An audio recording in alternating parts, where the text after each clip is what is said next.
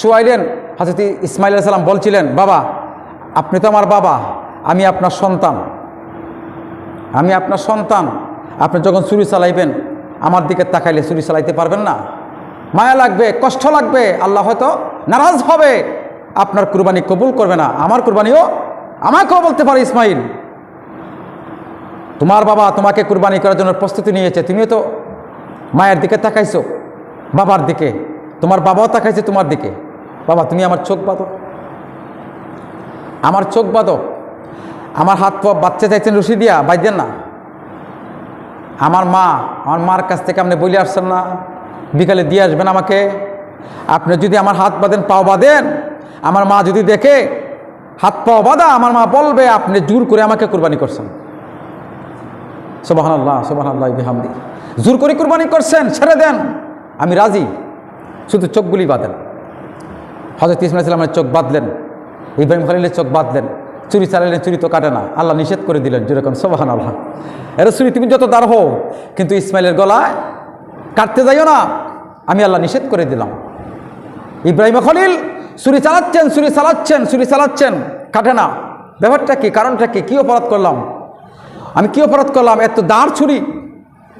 কিতাব প্রমাণ করেছে, একটু রাগাম্বিত হয়ে ইব্রাহিম খলিল ছুরিটাকে একটু মেলা মারলেন, একটা পাথরের উপরে যায় পড়ছে, বিশাল বড় একটা পাথর, পাথরটা দুই ভাগ হয়ে গেছে, কিন্তু ইসমাঈল আলাইহিস সালামের গলা কাটে নাই। জুড়ে কোন সুবহানাল্লাহ।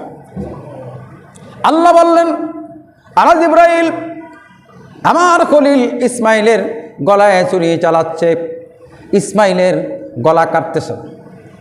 যারে জিবরাইল, ইব্রাহিম খলিলের কোরবানি আমি কবুল করলাম, ইসমাঈলের কোরবানি আমি কবুল করলাম।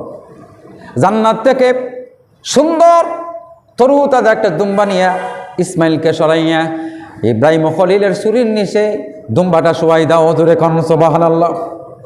এত দ্রুত হযরত ইব্রাহিম খলিল আসছিলেন, হযরত জিবরাইল আসছিলেন ইব্রাহিম খলিলের পাশে,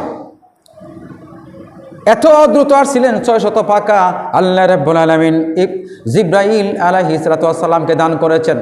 আমার ভাইয়েরা, আমার বাবারা, হযরত জিবরাইল জান্নাত থেকে দুম্বা এনে ইসমাঈলকে সরাইয়া, দুম্বা যখন ইব্রাহিম খলিলের ছুরির নিচে শোয়াই দিলেন, যখন কুরবানি হইল, রক্ত এসে ইব্রাহিম খলিলের গায়ে লাগলে ইব্রাহিম খলিল খুশি হয়ে গেলেন, আমার আল্লাহ আমার কুরবানি কবুল করেছেন। জুড়ে কোন সুবহানাল্লাহ।